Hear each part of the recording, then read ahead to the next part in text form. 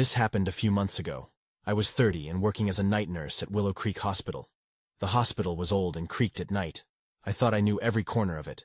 But 3 nights stood out and I still think about them. On my 3rd night shift, I was organizing charts and checking on patients. It was quiet. Too quiet. Then I heard it. A soft sound bouncing around the empty halls. Laughter. It sounded like children giggling. I brushed it off at first. Kids often came to visit, but it felt odd at that hour. 1 a.m. As the nights went on, the laughter didn't fade. It grew louder. It echoed down the hallways where no one else was. I felt uneasy. Shadows darted in my peripheral vision. I'd catch a glimpse, but they vanished when I turned to look. My heart raced. I felt a chill creep up my spine. Was it my tired mind playing tricks on me? One night, I was near room 204 when the lights flickered. A rush of cold air hit me. I peeked into the room thinking a patient might need help, but it was empty. I stood still, heart pounding. It felt like someone was watching me, but there was no one there. The other staff members started whispering. They talked about patients who had mysteriously disappeared over the years. I couldn't ignore the feeling that something was off.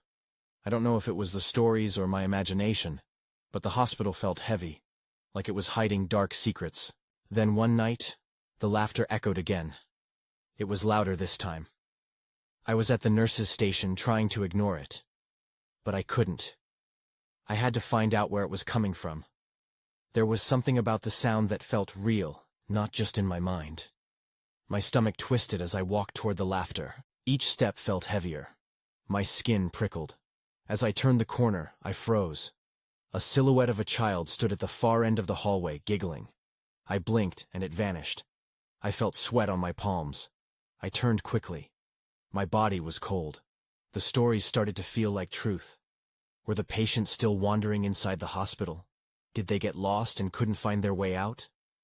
I felt panic rise in me, but I also felt something else. Curiosity. Another night I was in the break room when I heard it again, right outside the door. My heart raced. I wanted to scream, but I didn't want to look scared. I opened the door slowly. The laughter stopped. It was silent. I took a deep breath and stepped into the hallway. It was empty again. No children, no laughter. Just the quiet hum of the fluorescent lights. I felt the air shift, cold against my skin. Every night I tried to shake it off, but it clung to me.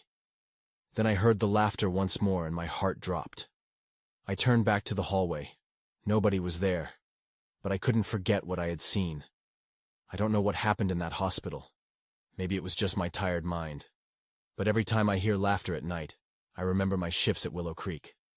And I wonder, what happened to those patients? One night, the laughter returned. It sliced through the silence, sharper and more distinct than before. I was in the break room again, the remnants of my cold coffee beside me. I could feel my heart thumping in my chest, fast and frantic. I had to know.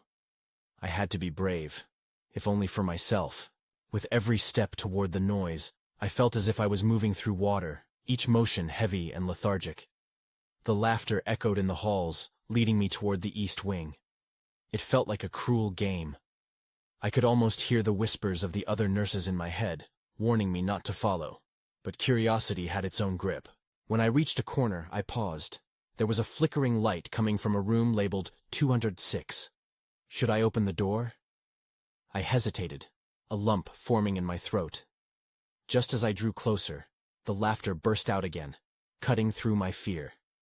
This time, it was joined by a soft, rhythmic tapping, like tiny feet dancing against the floor. I swallowed hard and pushed the door open. The room was dark, with only a single bedside lamp casting an eerie glow. My eyes darted around, searching for the source of the sound.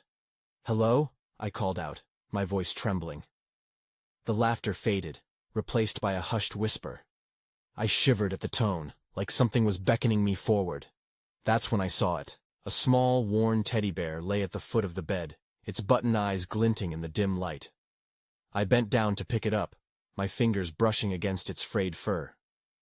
A strange sense of familiarity washed over me, pulling at the edges of my memory. It was the same bear a little girl had brought with her during a recent stay, one of my patients. She had been in and out of the hospital, her tiny body battling something barely spoken of.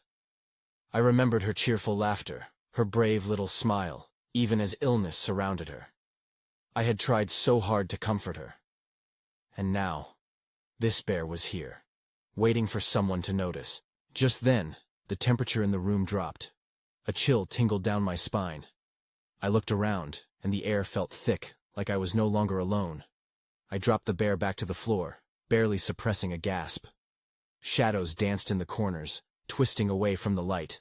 Then, without warning, the lights flickered once more, casting long, strange shadows that seemed to stretch and twist.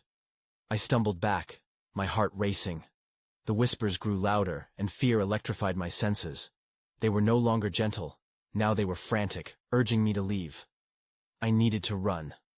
I turned to leave, but my feet felt glued to the floor. Panic clawed in my chest. I suddenly wished I hadn't come. The laughter returned, louder, more urgent. Before I could break free, I caught sight of something in the mirror hanging on the wall. A figure. A small child, standing just behind me. I spun around but saw only empty space. My breath caught in my throat.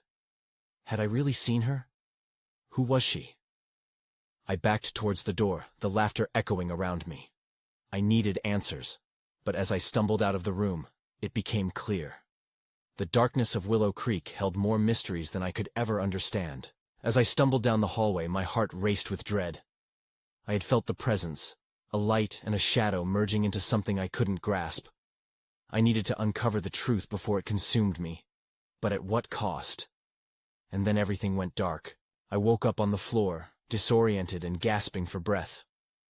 The flickering lights were gone, replaced by a steady glow illuminating the hallway beyond. I fumbled to stand, my limbs heavy and uncooperative.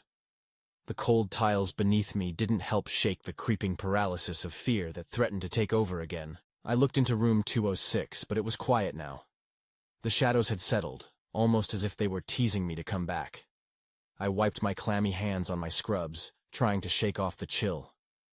My thoughts raced. What had just happened? Had I imagined the girl? Was she trapped here? I shuffled toward the nurse's station, desperate for the comfort of familiarity. Each step felt like betraying my instincts. I wanted to shout for someone, but the thought of sounding crazy made me swallow the words back down. The last thing I needed was to raise eyebrows. As I reached the station, I found Kelly, one of my colleagues, peering at the patient records. Her back was to me. I hesitated, gnawing on my lip. Should I tell her what I saw? I brushed the thought aside and approached quietly. "Hey, Kelly," I said, my voice louder than I expected in the hushed space. She turned, her brow furrowing as she took in my disheveled appearance. "Wow, you look like you've seen a ghost. Everything all right?" she asked, concern edging her voice. I shook my head, glancing back at the east wing. I was in 206. I heard laughter. But it wasn't just laughter. There was something else. Something wrong. Kelly's expression shifted. "That room has a history." "What do you mean?" She leaned in closer, her voice a whisper. "A little girl died there years ago. She was very sick. Some say they can still hear her laughing or see her ghost." A cold wave washed over me. I hadn't known that detail before. Part of me wanted to dismiss it, but the memory of the teddy bear was fresh and painful. The last time I had spoken to that little girl, she was full of hope. "I saw her," I confessed, my heart pounding. "I really saw her in the mirror. I need to figure out what's going on." Kelly stepped back, eyes wide. "You can't go back there. People have disappeared from that side of the hospital before." Suddenly, the overhead lights flickered again, momentarily plunging us into darkness. I gasped, gripping the edge of the desk for stability. A dread settled in my stomach. "Did you feel that?" I asked, my voice trembling. She nodded slowly, confusion crossing her face. "It's strange. Let's just stay away from there tonight." But I knew I couldn't stay away. Not after seeing that little girl.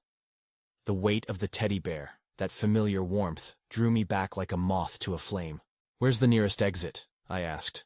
"Why?" "I need to go outside, clear my head." She hesitated and then pointed toward the staircase at the far end. But I was already moving, driven by a force I could hardly comprehend.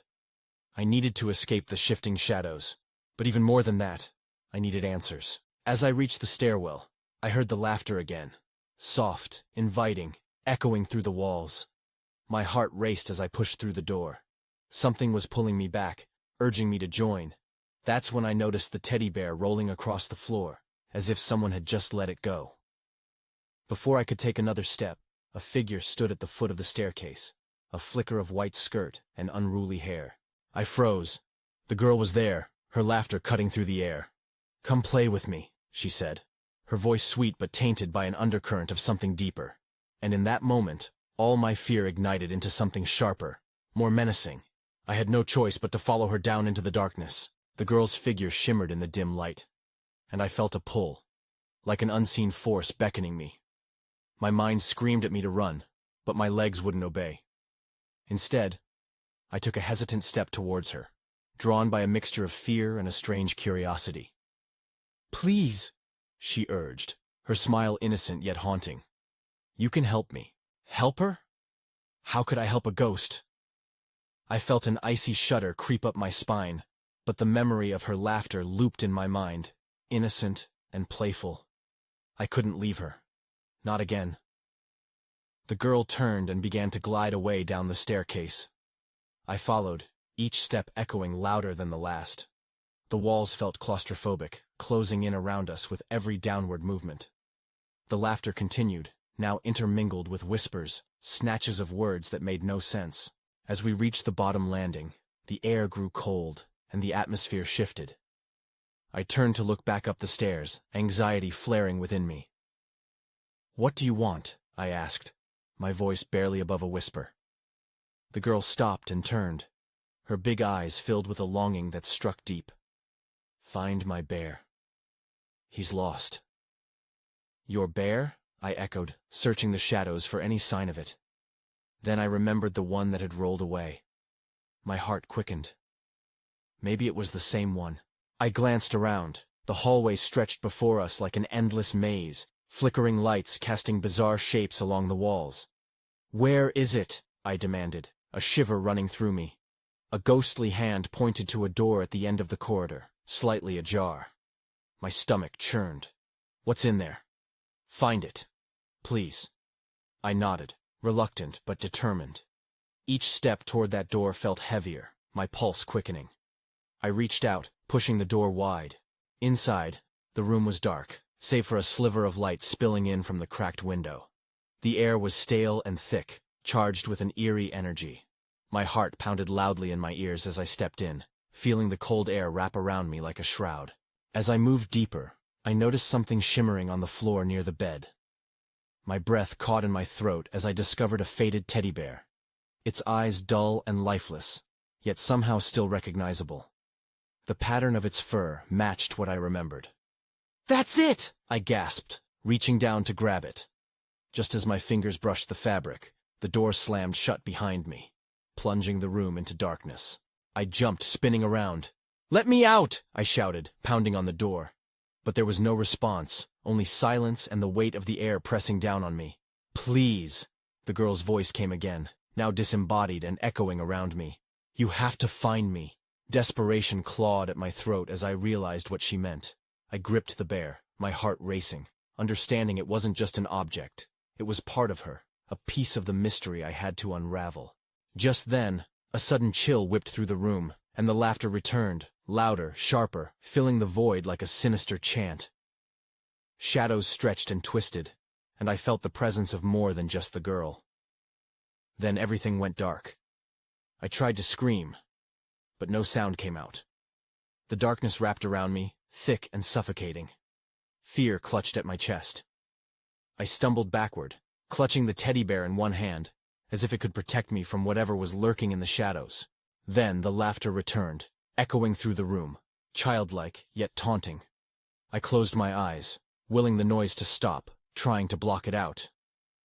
Just as suddenly as it had plunged me into darkness, light flickered back on, revealing the room in its faded, ghostly hues. But I wasn't alone. Across the room, another figure emerged from the shadows. a tall, indistinct shape that made my skin prickle.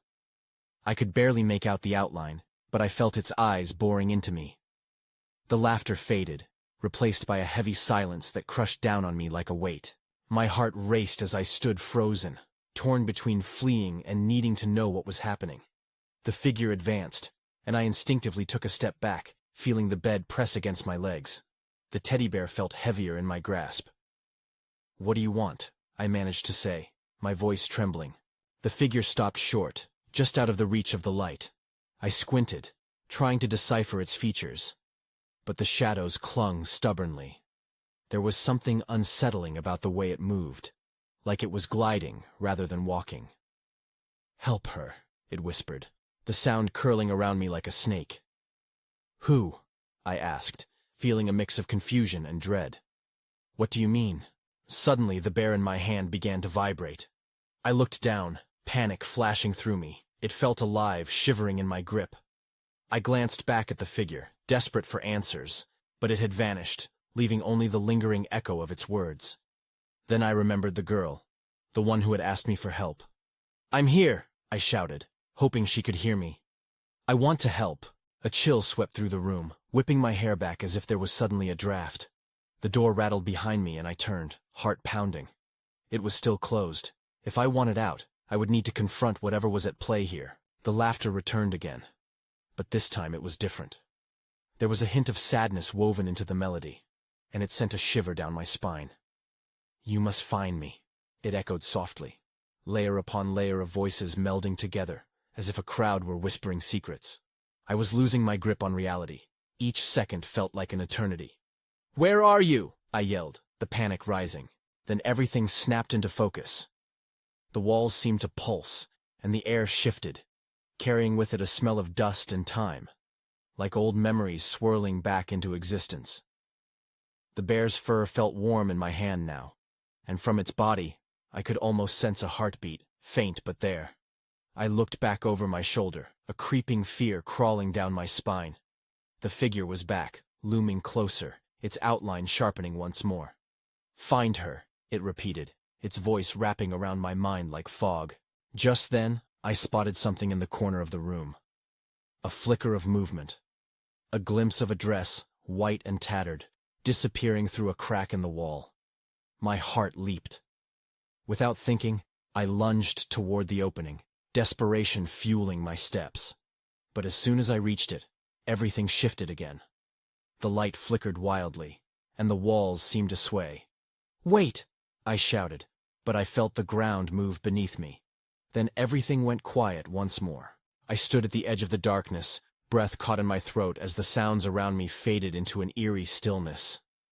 My heart thudded in my chest, a constant reminder that I was still alive, yet trapped in this strange limbo.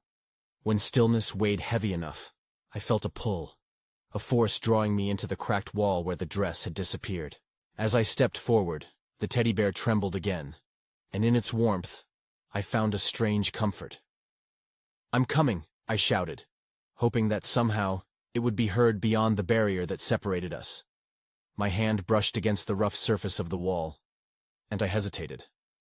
The crack felt impossibly narrow, as if it were alive too. Suddenly, a sharp chill rushed through me, sending a jolt down my spine.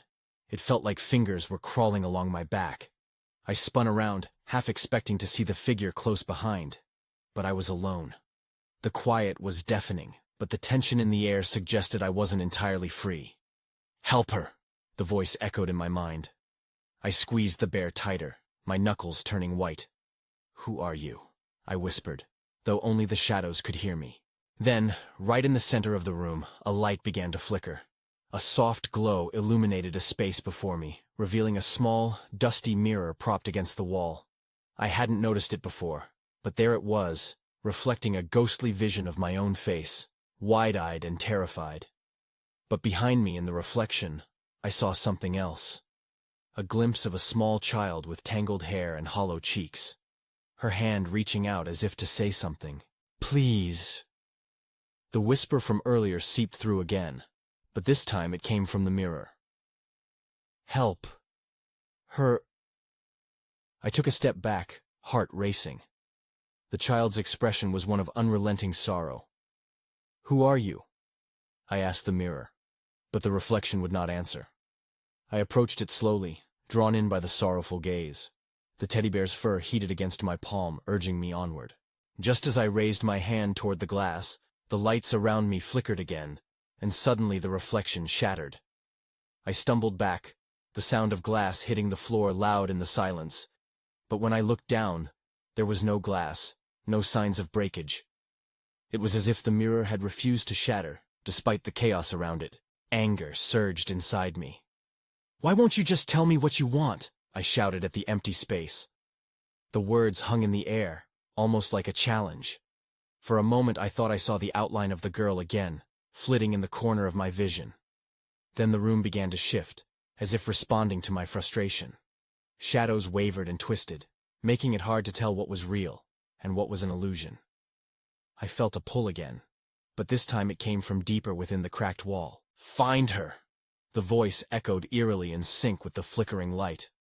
I gritted my teeth. I had to find a way through. Just when I thought I had made a decision, a loud bang echoed from behind me, stronger than the sound of my own heartbeat. I turned, breath hitching, and saw the door I thought was locked now creaking open slowly. I felt a rush of fear and uncertainty. Was it safe to go through? But before I could decide, a whisper broke through the silence again. "Please, find me." As I stepped toward the open door, the world around me warped, and I knew I was about to plunge deeper into whatever mystery awaited me. I stepped through the doorway, heart racing and palms sweaty. The air changed as soon as I crossed the threshold, growing colder and heavy with anticipation. I strained my ears, hoping to catch any sound that might fill the choking silence. The hallway stretched out before me, dimly lit by flickering bulbs overhead. Shadows danced along the walls, and a sudden draft sent a chill through my bones. The faint smell of antiseptic mixed with something stale, almost musty. I hesitated, wondering if the whispers would lead me deeper into this unsettling place, or if they would lure me into something far worse. "Find her," I recalled, gripping the teddy bear tightly. As I walked, the bear felt strangely alive in my arms, its warmth radiating reassurance amid the discomfort. The hallway branched into two directions, one leading left and the other right. I paused, torn. Then a fleeting movement caught my eye to the left, a glimpse of white fabric disappearing around the corner. A flicker of hope surged through me. "Wait!" I called, but only silence answered back. With renewed determination, I dashed to the left. The corridor looked the same, walls lined with faded posters of smiles and caring faces, remnants of happier times. But something felt off. The lights overhead buzzed erratically, buzzing like a hive in distress. As I approached a door marked "Storage," another shivering chill passed through me, the tug from the darkness never truly leaving my side. It was impossible to ignore the mounting sense of dread. I pressed my hand against the metal doorknob, but a sudden crash echoed from within, causing me to jump back. My heart raced as I hesitated. Should I open the door? The voice echoed in my mind again, pleading. "Please, find me." It was growing harder to push away the fear gripping my throat. In that moment, I heard the soft patter of footsteps on the linoleum floor. Someone was inside. Swallowing hard, I twisted the knob, the door creaking open to reveal a dimly lit room filled with boxes stacked high. My instinct screamed that this was a mistake, but something inside pushed me forward. My bear squeezed tightly in my grip, as if urging me to step inside. In a far corner, I caught a glimpse of movement. A figure, small, hunched, facing away from me. "Who's there?" I called out, straining to see through the shadows. The figure didn't turn. "Are you lost?" "Help her!" The faint voice gasped, mingling with the air inside the room. Suddenly, the overhead light flickered violently, illuminating the room for a split second. In that instant, I saw her. A girl, no older than 6 or 7, tangled hair hanging loosely down her back. But before I could move or speak, she vanished. "Wait!" I shouted, panic bubbling within me. Everything around me shifted as if the very room was alive. I stumbled backward, adrenaline coursing through my veins. I had to find her. I had to understand what was happening. Just then, a sharp clang came from behind, a door slamming shut. I whipped around, but the storage room was now dark, and I was alone again. The shadows felt alive, shifting and swirling, and the whispers grew louder. Panic surged within me, pushing me into action. I had followed a thread into this darkness. What had I uncovered? Among the rustling echoes and the terrifying solitude, I could sense something more than just fear. There was a secret buried here, and it was starting to unravel. Then I noticed a glint on the floor, half hidden beneath a pile of discarded boxes. I knelt, my breath hitching as I reached for it. That's when I saw it. A small silver locket lay before me, its surface catching the flickering light. My hands trembled as I picked it up, brushing off the dust. It felt strangely warm, almost comforting in my palm, but the unease in my stomach only deepened. I turned it over, expecting to find nothing, but there it was, a small engraving on the back. "Find me, Anna," it read. I froze, the reality of the words weighing heavily on me. I knew the girl I'd seen was named Anna. A rush of confusion washed over me. How could this locket belong to her? Was it a clue, or just another piece of the puzzle? Before I could think it through, a shuffling sound jerked me back to the moment. The storage room felt even darker, shadows wrapping around me like tendrils. My heart pounded as I looked toward the door, half expecting to see the little girl standing there. But there was only silence. "Anna," I whispered, feeling foolish calling a girl who seemed lost in this place. My voice cracked, echoing off the walls like a taunting reply. The air felt thick, almost suffocating. I couldn't stay here. I had to find her, but I didn't even know where to start. I stepped forward, instinct pulling me toward the far side of the room where the glint of another object peeked out from under more boxes. The locket was cool against my skin now, sending small shivers through me. Still, I couldn't ignore the possibility that something was waiting for me in the dark. The moment I reached for the second object, a loud crash sounded from outside the room, making me jerk back. It felt too close. Only a thin wall separating me from whatever was lurking out there.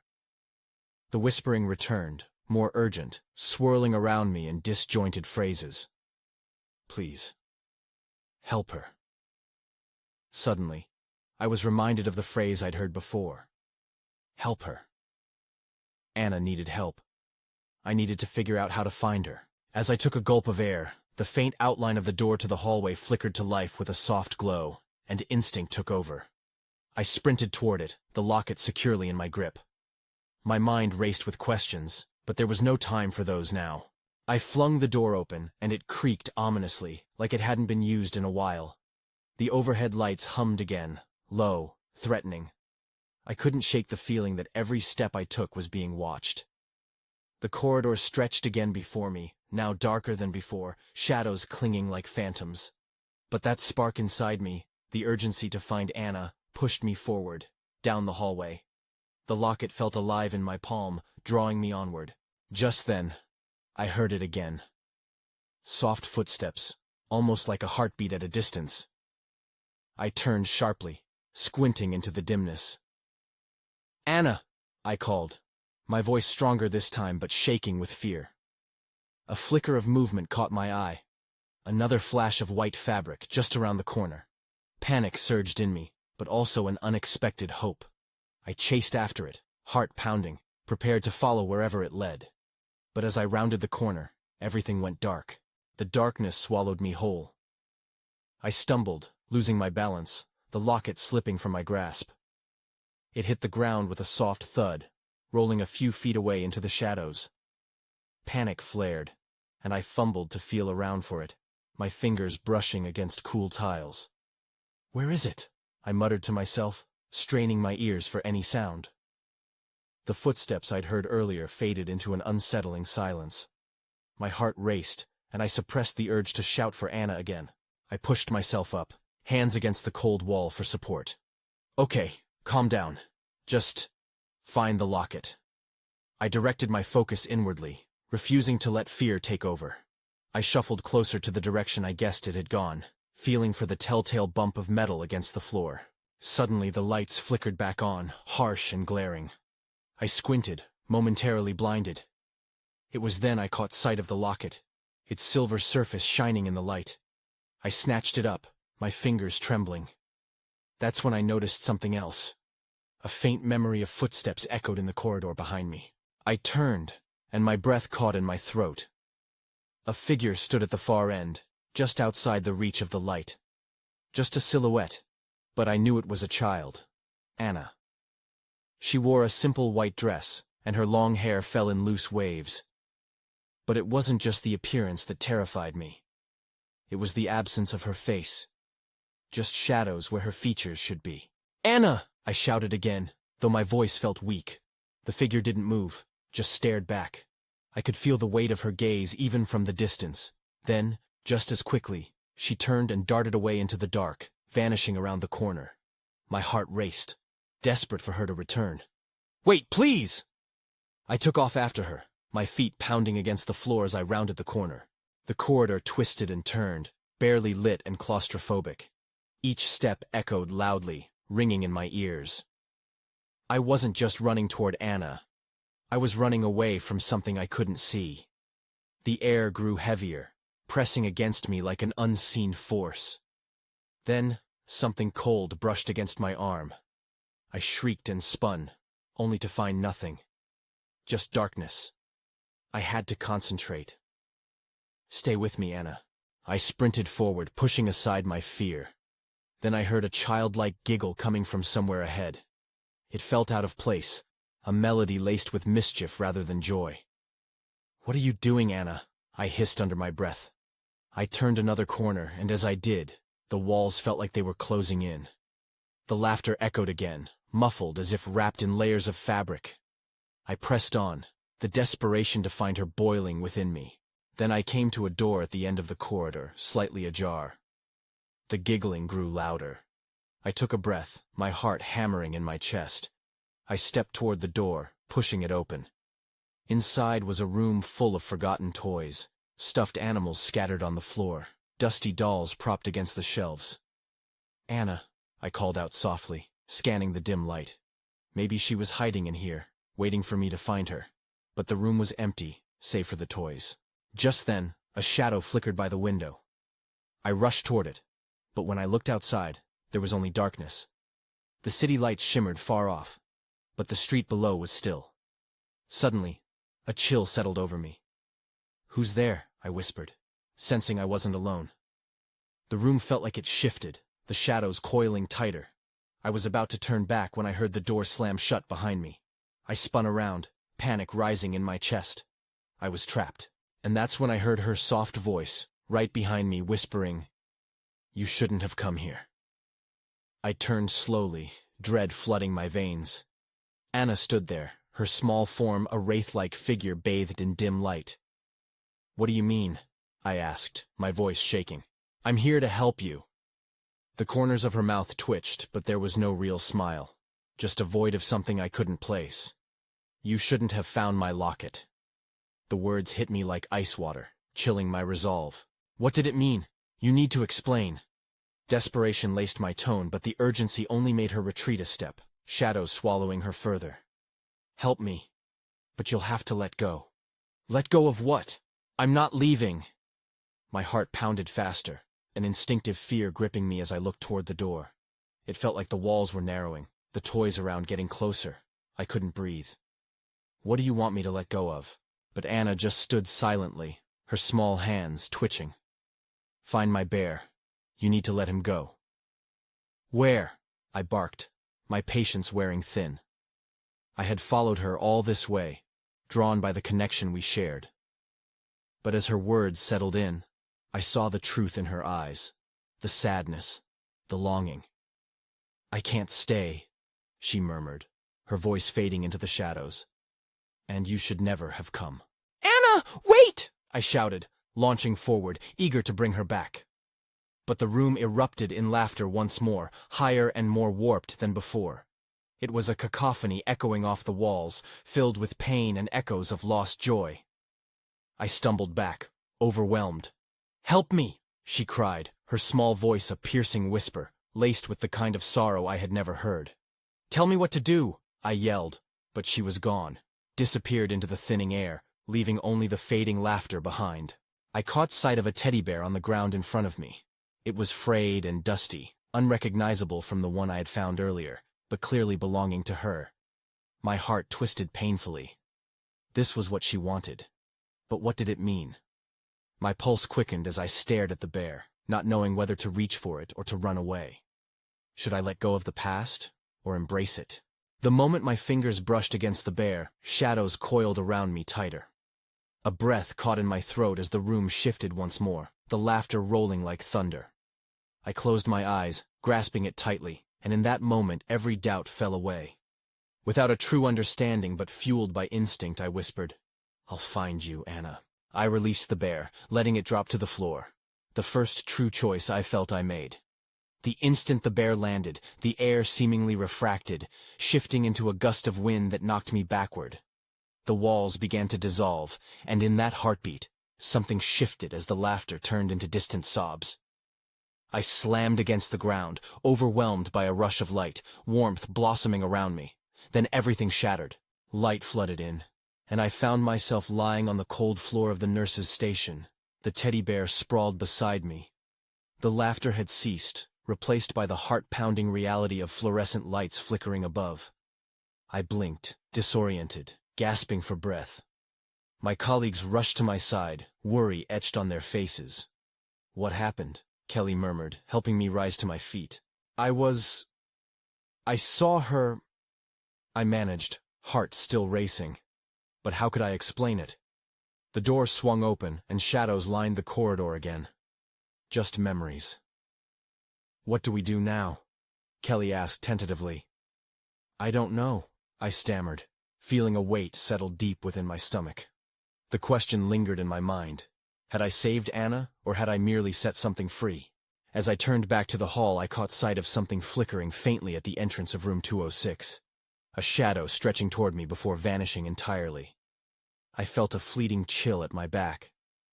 "Anna," I whispered, but the name echoed back gently, almost like a promise.